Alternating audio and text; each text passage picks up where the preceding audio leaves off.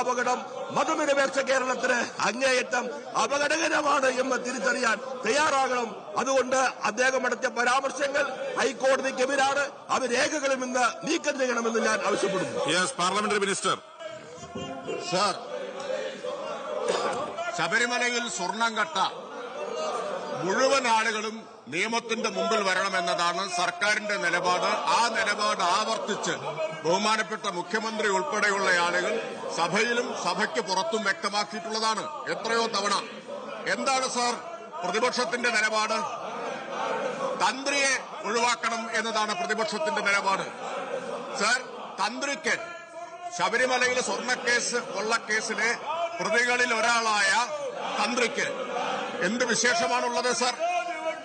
പ്രതിയാണ് എന്ന് മറ്റെല്ലാ പ്രതിയെയും പോലുള്ള അവകാശമേ തന്ത്രിക്കുമുള്ളൂ.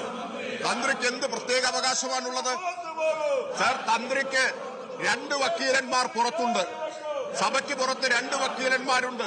BJPയുമുണ്ട്, UDFുമുണ്ട്. സഭയ്ക്കകത്ത് BJP ഇല്ലാത്തതുകൊണ്ട് ആ BJPക്ക് വേണ്ടി കൂടിയുള്ള വക്കാലത്ത്, തന്ത്രിയുടെ വക്കാലത്ത് പ്രതിപക്ഷം ഏറ്റെടുത്തിരിക്കുകയാണ്, UDF ഏറ്റെടുത്തിരിക്കുകയാണ്. സാർ, വീണ്ടും തന്ത്രിയെ മുൻനിർത്തി തെരുവിലിറങ്ങാൻ ഉള്ള ഒരു സുവർണാവസരമാണ് അവർ പ്രതീക്ഷിക്കുന്നത്. ഇന്നലെയാണ് ശ്രീധരൻപിള്ള വെളിപ്പെടുത്തിയത് തന്റെ ഉപദേശപ്രകാരമാണ് തന്ത്രി പ്രവർത്തിച്ചത് എന്ന്. ഇന്നലെ അദ്ദേഹം വെളിപ്പെടുത്തിയപ്പോഴല്ലേ നമുക്കെല്ലാവർക്കും അറിയുന്നത്. സാർ, അന്ന് ആ സുവർണാവസരം ഒരുമിച്ച് മുതലെടുത്തവരാണിവർ. സാർ, അന്ന് കൊടി മടക്കി അവരുടെ പിന്നാലെ പോകാൻ ആഹ്വാനം ചെയ്തത് ഇവരുടെ KPCC പ്രസിഡന്റാണ്. സാർ, മുസ്ലിം ലീഗ് നാരങ്ങ വെള്ളം കലക്കി കാത്തിരിക്കുകയാണ് സാർ BJPക്കാർക്കൊന്ന് വെള്ളം കലക്കി കൊടുക്കാൻ.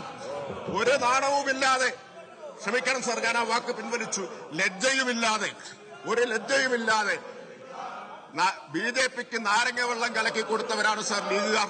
അവർ വീണ്ടും നാരങ്ങ വെള്ളം കലക്കി വെച്ച് അവിടെ പുറത്ത് കാത്തിരിക്കുകയാണ്. സാർ, ഇന്ന് വന്ന വാർത്തയുണ്ട്. ഇന്നത്തെ വാർത്ത എന്താണ്? അസമിലെ PCC പ്രസിഡന്റ് ഭൂപൻ ബോറ BJPയിൽ പോയി എന്നാണ് വാർത്ത.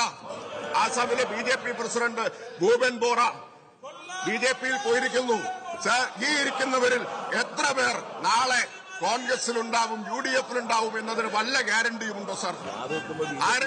വല്ല ഗ്യാരണ്ടിയുമുണ്ടോ?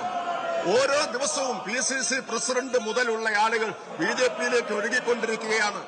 അപ്പോഴാണ് ഇവർ നാരങ്ങ വെള്ളവും കലക്കി കാത്തിരിക്കുന്നത്. സാർ, ഇത് രാഷ്ട്രീയ ഉപജാപമാണ്. ഈ രാഷ്ട്രീയ ഉപജാപം കേരളം ഇപ്പോൾ മനസ്സിലാക്കിക്കൊണ്ടിരിക്കുകയാണ്. ഇവരുടെ പ്രശ്നം ശബരിമലയിലെ സ്വർണം കട്ടവരെ നിയമത്തിന്റെ മുമ്പിൽ കൊണ്ടുവരണം എന്നതാണോ, അതോ സ്വർണം കട്ടവരിൽ ഞങ്ങളുടെ ആളുകളെ ഒഴിവാക്കണമെന്നതാണോ?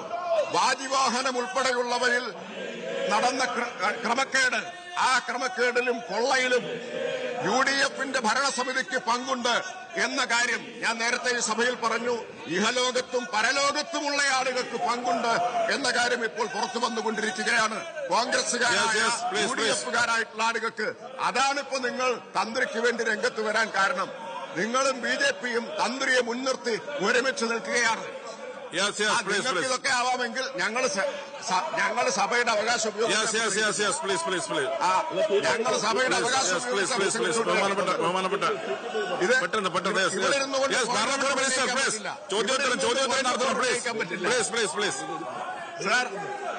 സാർ, അതുകൊണ്ട് ജനങ്ങൾ ഇത് മനസ്സിലാക്കുമെന്ന് മാത്രമേ പറയാനുള്ളൂ. ഈ കേരളം അറിയാൻ വേണ്ടി പറയാണ് സാർ, ഇന്ന് പ്രധാനപ്പെട്ട 5 ബില്ലുകൾ ഈ സഭയുടെ മുമ്പാകെ അവതരിപ്പിക്കുകയാണ്. സാർ, ഓടിയിടുന്നത് കറക്റ്റാണ്. കാരണം പൗരത്വ ഭേദഗതി ബില്ലിനെതിരായി ഈ കേരളം എടുക്കുന്ന നിലപാടിന്റെ ഭാഗമായി സാർ ആക്ടിവിറ്റി കാർഡിന്റെ ബില്ല് അവതരിപ്പിക്കുന്ന ദിവസം ഈ തർക്കം ഉണ്ടാക്കുന്നത് BJPയെ സഹായിക്കാനാണ് സാർ. ഇത് ശരിയല്ലാത്ത കാര്യമാണ് സാർ. ആക്ടിവിറ്റി കാർഡ് ബില്ല് അവതരിപ്പിക്കുന്ന, കേരളീയ അഭിമാനം കൊള്ളുന്ന ബില്ല് അവതരിപ്പിക്കുന്ന ദിവസം എന്തിനാണ് സാർ ഈ തർക്കം? BJPയെ സഹായിക്കാനാണ് സാർ.